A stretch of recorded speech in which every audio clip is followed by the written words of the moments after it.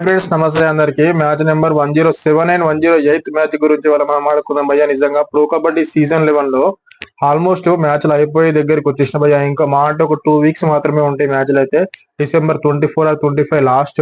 దాని తర్వాత ఇంకా క్వాలిఫై అయిపోతాయి కదా ప్లే ఆఫ్ కి. ఆ ప్లే ఆఫ్ మ్యాచ్లు ఉంటాయి.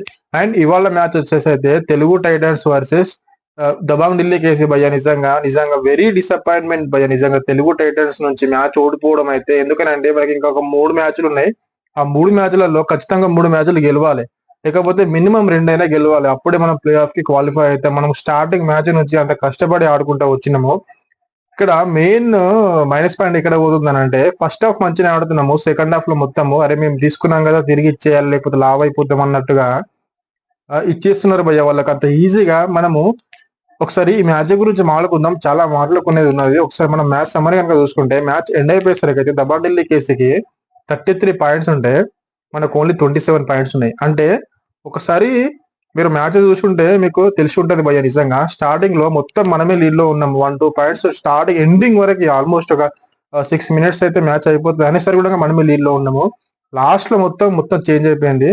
అది ఎక్కడ చేంజ్ అయింది ఏంది దాని గురించి ఒకసారి మనం మాట్లాడుకుందాము. ఫస్ట్ మ్యాచ్ సమ్మర్ కనుక చూసుకుంటే, దబాంగ్ ఢిల్లీ కేసీకి 21 రేట్ ప్యాడ్స్ ఉంటాయి, మనకు 20 రేట్ ప్యాడ్స్ ఉన్నాయి.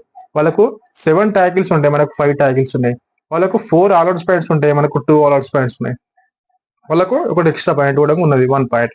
అండ్ మరి తెలుగు టైటన్స్ నుంచి ఎవరు మంచిగా ఆడారు భయ్య అంటే, విజయ్ మాలిక్ సూపర్ 10 చేసిండు. అండ్ ఆశీష్ నర్వాల్ మంచిగా ఆడిండు. అండ్ ఈ మ్యాచ్ లో మనకు అంటే మ్యాచ్ చూస్తే మనం హ్యాపీగా ఫీల్ అయ్యే సిచ్యువేషన్ ఏంటంటే, పవన్ శరావత్ అయితే ఈ మ్యాచ్ లో ఆడిండు భయ్య. కానీ పవన్ శరావత్ నిజంగా కోర్టులో ఉన్నప్పుడల్లా ఆపోజిట్ రైడర్ దబాంగ్ ఢిల్లీ కేసు నుంచి వచ్చినప్పుడల్లా అరే ట్యాకిల్ చేయడానికి పోతున్నాడు. నాకు అప్పుడే భయం అయింది. అమ్మా ఏంది ట్యాకిల్ చేస్తున్నాడు పవన్ కుమార్ శరావత్, రీడింగ్ చేయాలి కానీ ట్యాకిల్ లో మాత్రం ఇన్వాల్వ్ కావద్దు అనుకున్న. ఆల్మోస్ట్ ట్యాకిల్స్ ఇన్వాల్వ్ అయ్యి 2 పాయింట్స్ అయితే వాళ్ళకి ఈజీగా ఇచ్చేసింది. అక్కడ మైనస్ పాయింట్ అయిపోయింది. ఎప్పుడైతే మనకు ఫస్ట్ 2 ఆల్అౌట్స్ పాయింట్స్ వచ్చిన తర్వాత నెక్స్ట్ మళ్ళీ వెంటనే పవన్ కుమార్ శరావత్ ట్యాకిల్ చేశాడు. అప్పుడు పాయింట్ వాళ్ళకు పోతుంది. ఆ ట్యాకిల్ అనేది ఫెయిల్ అవుతుంది. దాని తర్వాత విత్ ఇన్ 5 మినిట్స్ లో మనం మొత్తం అవుట్ అయిపోతాం. అందుకని చెప్తున్నా నేను, ప్రతి మ్యాచ్ లో ఏ మ్యాచ్ లో అయినా సరే, ఈ మ్యాచ్ అనే కాదు ఏ మ్యాచ్ లో అయినా సరే ఒక్క పాయింట్ కూడా మిస్టేక్ చేసినామనంటే టోటల్ మ్యాచ్ స్వరూపం మొత్తమే మారిపోతుంది. అది ఏ మ్యాచ్ లో అయినా సరే, కబడ్డీ కానీ క్రికెట్ కానీ. ఒక్క మిస్టేక్ చాలు మ్యాచ్ స్వరూపం మొత్తం మారిపోవడానికి. ఆ మిస్టేక్ అనేది నిన్న పవన్ కుమార్ శరావత్ చేసిండు. ఫస్ట్ స్టార్టింగ్ లో కొంచెం లీడర్షిప్ క్వాలిటీస్ చూపించిండు కెప్టెన్ గా. వాళ్ళకి పుషప్స్ ఇచ్చిండు. కానీ దాని తర్వాత మొత్తం ఎందుకు అట్లా చేసినా నాకు అర్థం కాదు. కానీ పవన్ కుమార్ శరావత్ ట్యాకిల్స్ ఒకవేళ సక్సెస్ అయినాయి అనుకో, మనం ఇట్లా వాడుకోం. మస్తు పట్టిండు, మస్తు చేసిండు, మస్తు ట్యాకిల్ చేసిండు అని చెప్పేసి అనుకుంటాం. కానీ తన అటెంప్ట్ చేసిన ట్యాకిల్స్ అన్ని ఫెయిల్ అవుతున్నాయి కాబట్టి ఈ విధంగా మాట్లాడుతున్నాము అంతే, మిగతాది ఏం లేదు. కానీ వెరీ డిసప్పాయింట్మెంట్ మనకు నిజంగా. మనకు ఎక్కడి నుంచి డిఫెండింగ్ నుంచి ఎవ్వరు మంచిగా ఆడలే. అంకిత్ జాగ్లన్ కానీ, శంకర్ గడాయ్ కానీ, వీళ్ళందరూ అసలు ఏం ఆడారు నాకు అర్థం అవుతలేదు. అసలు ఏం లేవు, ఓన్లీ 5 పాయింట్స్ మాత్రమే ఉన్నాయి భయ్య. అది కూడా ఆశీష్ నర్వాల్ చేసిండు ట్యాకిల్స్. ఆల్మోస్ట్ 2-3 ట్యాకిల్స్ పాయింట్స్ చేసిండు. నవీన్ కుమార్ ఎక్స్ప్రెస్ అయితే పట్టింది, ఆశీష్ నర్వాల్ మాత్రమే. ఇంకా మిగతా వాళ్ళు ఎవరు పట్టలేదు. అండ్ మనకు దబాంగ్ ఢిల్లీ కేసు నుంచి చూసుకుంటే భయ్య, నవీన్ కుమార్ ఎక్స్ప్రెస్ సూపర్ 10 చేసిండు, 11 పాయింట్స్ సంపాదించిండు. నిజంగా ఆశు మళ్ళీ కూడా జబర్దస్త్ రైడ్ 7 పాయింట్స్ చేసిండు. కానీ వాళ్ళ ట్యాకిల్స్ లో అయ్యేది నిజంగా. ఆశీష్ ఆశీష్ అయితే జబర్దస్త్ పడిండు భయ. నిజంగా సూపర్ ఆడిండు.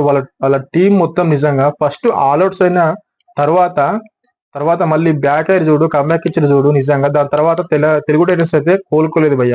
2 టైమ్స్ ఆల్అౌట్ చేసింది Dabangg Delhi case. And last 6 minutes లో మనకు మైనస్ పాయింట్ ఎక్కడ జరిగిందంటే, మన ట్రయో తెలుగు టైటన్స్ నుంచి పవన్ కుమార్ శరావత్ అండ్ విజయ్ మాలిక్ అండ్ ఆశీష్ నర్వాల్ ముగ్గురు కోర్టు బయట ఉన్నారు. ఓన్లీ 4 మాత్రమే కోర్టులో ఉన్నారు. అప్పుడే లాస్ట్ 5 మినిట్స్ ఉన్నది భయ్య. వీళ్ళంతా ముగ్గురు మనకు పాయింట్లు తెచ్చే ముగ్గురు బయట ఉంటే మనకి ఎడికెళ్ళి పాయింట్లు వస్తే ఆ 5-6 మినిట్స్ 5-6 మినిట్స్ అదే అయిపోయింది. అందుకే మ్యాచ్ అయితే మనం అంత మార్జిన్ తో ఓడిపోయినాం. మనమే లీడ్ లో ఉన్నాం. మనం ఓడిపోయినాం అంటే అక్కడ లాస్ట్ లో ఆల్అౌట్ అయిపోయినాం. ఏదైతే కావద్దు అనుకున్నామో అదే అయింది భయ్య. బట్ నెక్స్ట్ మ్యాచ్ నుంచి అయినా కనీసం మంచి ఆడాలి తెలుగు టైటన్స్. వాళ్ళు ఎక్కడ మిస్టేక్ చేస్తారో అవి నేర్చుకొని వాటిపైన కాన్సన్ట్రేషన్ చేసి ఆ మిస్టేక్స్ మళ్ళీ చేయకుండా మంచిగా ఆడి విన్ అవ్వాలని చెప్పేసి అనుకుందాం. ఈసారి అయినా ప్లే ఆఫ్ కి క్వాలిఫై కావాలి భయ్య. ఎందుకనంటే చాలా ఆతృతగా వెయిట్ చేస్తున్నాం తెలుగు టైటన్స్ ఫ్యాన్స్ అందరం. ఎందుకనంటే ఎన్నో ఇయర్స్ నుంచి మనము ప్లే ఆఫ్ కోక ఎన్నో ఇయర్స్ అవుతుంది. ఇంత కష్టపడి ఈ సీజన్ లో ఇంత మంచిగా ఆడి ఇంత దగ్గరకు వచ్చినాక ప్లే ఆఫ్ క్వాలిఫై కాకపోతే నిజంగా ప్రతి ఒక్కరు చాలా బాధపడతారు. దాని గురించి మీరు మంచిగా ఆడి నెక్స్ట్ మ్యాచ్ లో మంచిగా విన్ అవ్వాలని చెప్పేసి అనుకుంటున్నా. అండ్ నెక్స్ట్ మ్యాచ్ గురించి మనం ఆడుకుందాం భయ్య, యూపీ యోధా వర్సెస్ బెంగాల్ వారియర్స్. ఈ మ్యాచ్ గురించి మనం చాలా ఆడుకోవాలి, ఎందుకంటే మ్యాచ్ అయితే డ్రా అయింది.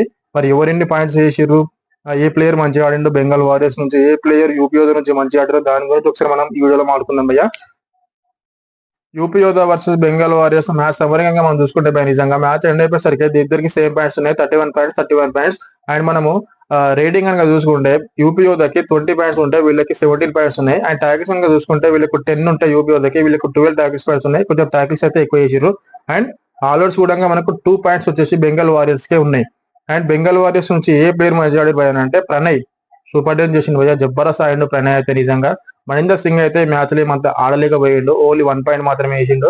నితీష్ కుమార్ 5 ట్యాకిల్స్ మ్యాచ్ చేసిండు, ఐ5 చేసిండు, జబర్దస్త్ ఆడిండు. ఫజల్ ఎట్రచల్లి అలాంటి ప్లేయర్ ఉన్న బెంగాల్ వారియర్స్ లో ఈ ప్లేయర్ ఇంత మంచిగా ఆడిందంటే నిజంగా వెరీ ప్లస్ పాయింట్ వాళ్ళకి, వాళ్ళ టీం కి అయితే. కానీ ఇదే ఆట ఫస్ట్ నుంచి ఆడితే కొంచెం బాగుంటుండే, ఎందుకంటే వాళ్ళు ఎంత ఆడినా వాళ్ళకైతే ప్లే ఆఫ్ ఛాన్స్ అయితే లేవు. అండ్ ఫజల్ ఎట్రచల్లి కూడా 3 పాయింట్స్ చేసిండు.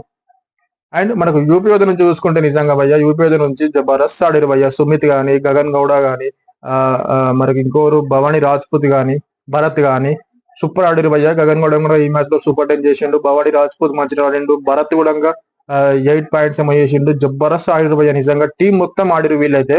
అండ్ ఇక్కడ నుంచి కూడా లాస్ట్ వరకు నువ్వా నేనా అన్నట్టు సాగింది. కానీ ఇక్కడ ప్లస్ పాయింట్ కొంచెం బెంగాల్ వారియర్స్ కు ఉండే, మ్యాచ్ విన్ ఛాన్సెస్ కొంచెం ఎక్కువ ఉండే. ఎందుకంటే ఫస్ట్ ఆల్అౌట్స్ వచ్చేసి బెంగాల్ వారియర్స్ కి వచ్చినాయి, యూపీ యోధా ఆల్అౌట్ అయిపోయింది. కానీ వాళ్ళు బెంగాల్ వారియర్స్ దాన్ని వాళ్ళు సరిగ్గా ఉంచుకోలేకపోయారు. వెంటనే ఈజీగా పాయింట్స్ వాళ్ళకి ఇచ్చేయడం వల్ల, అంటే టాకిల్స్ సరిగ్గా చేయకపోవడం వల్ల వాళ్ళకి ఎక్కువ పాయింట్స్ వచ్చినాయి రీడింగ్ లో అయితే యూపీ యోధాకి. బట్ ఎనీవే మ్యాచ్ అయిపోయేసరికి అయితే ఇద్దరికి సేమ్ 31 పాయింట్స్ అయితే ఉన్నాయి. మ్యాచ్ అయితే డ్రా అయింది భయ్య. అండ్ ఈ వీడియో కనుక మీకు నచ్చినట్లయితే లైక్ చేయండి, కామెంట్ చేయండి, షేర్ చేయండి. కొత్త వాళ్ళు ఏమైనా చూసుకుంటే మాత్రం సబ్స్క్రైబ్ చేసుకోండి భయ్య. అండ్ మళ్ళీ మనం నెక్స్ట్ రివ్యూలో మళ్ళీ మనం కలుద్దాం. అప్పటి వరకు థ్యాంక్ యూ ఫ్రెండ్స్.